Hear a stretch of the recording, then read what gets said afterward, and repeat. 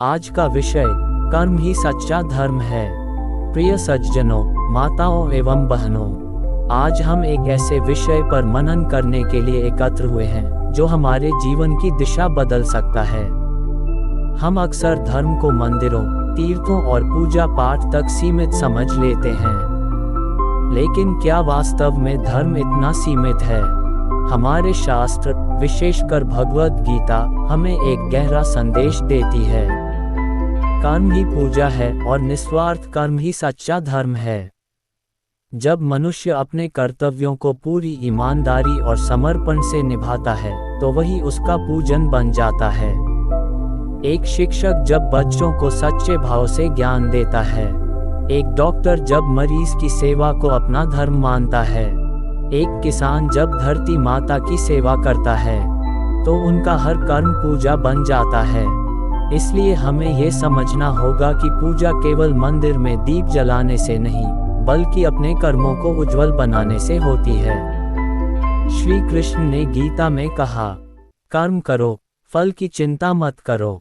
जब हम अपने कार्य को केवल स्वार्थ के लिए करते हैं तो वह हमें बांध देता है, लेकिन जब हम वही कार्य सेवा और समर्पण के भाव से करते हैं तो वही कर्म हमें मुक्त कर देता है।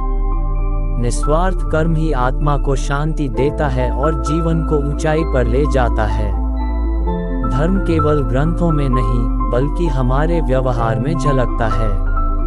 अगर हम किसी दुखी के आंसू पोंछ सकें, किसी भूखे को भोजन दे सकें, किसी निराश व्यक्ति को आशा दे सकें, तो यही सच्चा धर्म है।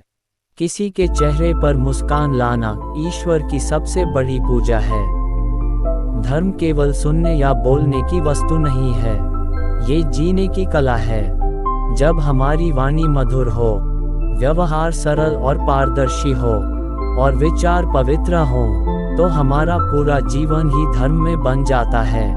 प्रियजनों, धर्म को बाहर मत खोजिए, धर्म आपके भीतर है, आपके कर्मों में है। जिस कार्य से दूसरों का कल्याण हो और मन को शांति मिले, वही सच्चा धर्म है।